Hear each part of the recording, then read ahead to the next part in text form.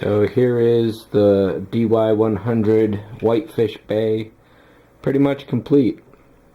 There are two things that I need to do to call it actually fully and completely done. First, I have to get some decal paper and create the name, place it along there. Second, I need to get a battleship or some kind of naval vessel so I can put some communication masts on top. Otherwise, it's pretty much finished.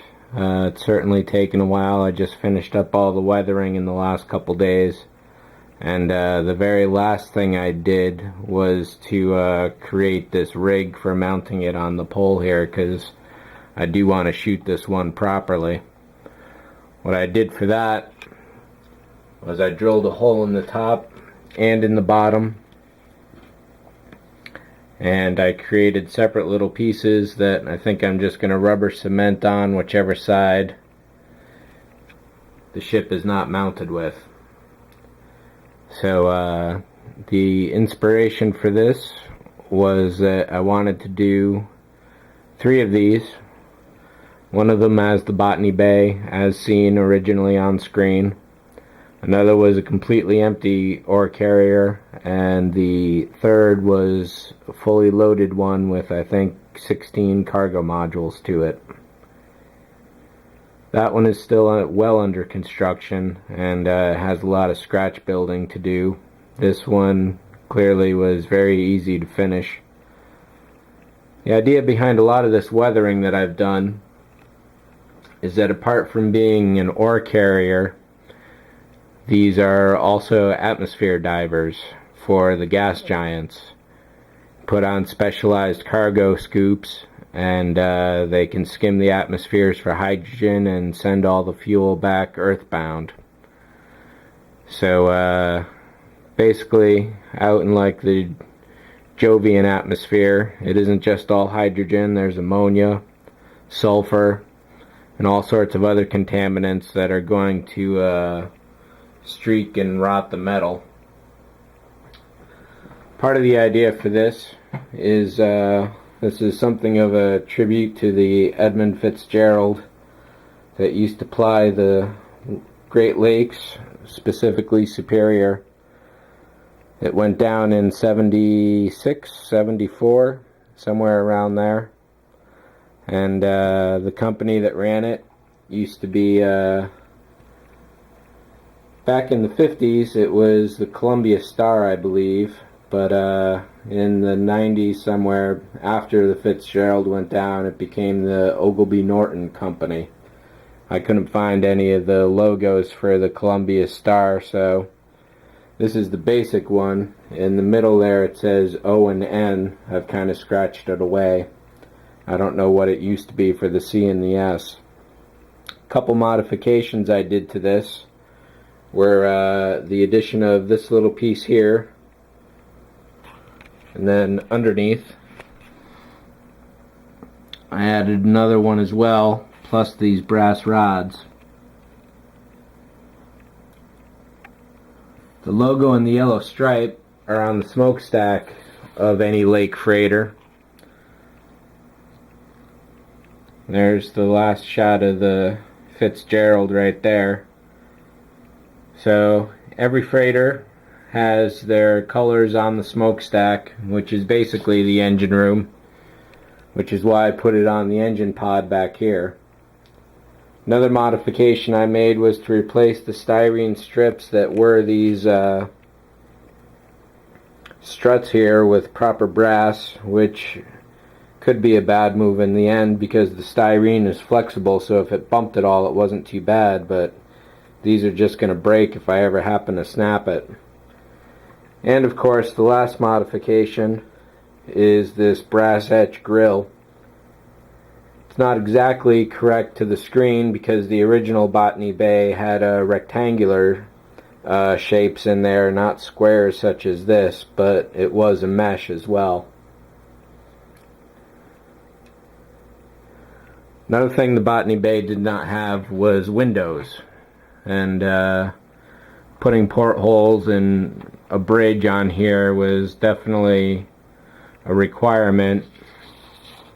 because it's such a large feature of the lake cruisers that I pretty much had to.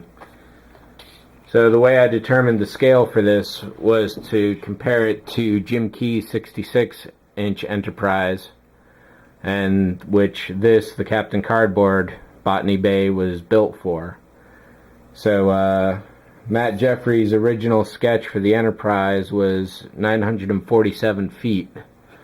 So you translate that down to 66 inches, and this kit is about 21.5 inches, which translates back up to about 308 feet and maybe 6 inches. So at 308 feet or so, that makes this build about 1/172nd, which puts this bridge piece here about 10 feet tall, not quite, which is pretty similar to this bridge here. I took a black Sharpie for the portholes and the windows there, and I may repaint it sometime and do it properly with decals, but this was good for now. I wanted to finish it off, and I pretty much did. So again, with the weathering, this is probably one of the nicer pieces right here that I got down. Let me that's pretty much, it won't autofocus unfortunately. But when I built it, I did a lot of layers of paint, black, silver, white. And then the final red, I just scuffed that down to get the bottom silver underlying there. Then in the weathering it, I outlined this area with some brown and some brass and washed that down to simulate some rust. That's pretty much all over the body. One of the last things I did was to take a brown Sharpie and do some coloration, such as in here. It works in some spots, it doesn't work in others. Overall, the effect from a distance is pretty good. The main colors on the lake freighters are this body hull color, which is hull red. There's a bit of a tannish brown on the cargo doors, which I'll show you here basically. So the tops of the cargo doors are the hull red, but then the edges of them are closer to this deck orange. And then of course there's a lot of black detail, and brass is the fourth color. So I'm basically using all this as reference, and you can see how much little details I really still have to add to it as far as the communication towers and maybe some other stuff sticking out of the engine bay, just to make it far more busy, such as this shot here. I got some sprue, but basically it was not to scale with this at all, so I really couldn't use it.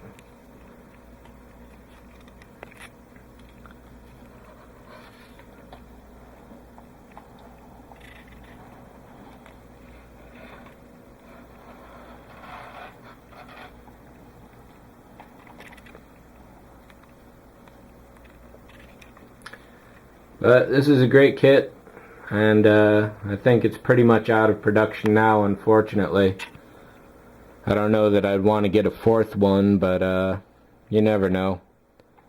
I suppose I really can't at this point, regardless. And I still have the Santa Monica to build as well. One quick thing I'll show you before I hang up here is I'll change the mounts out.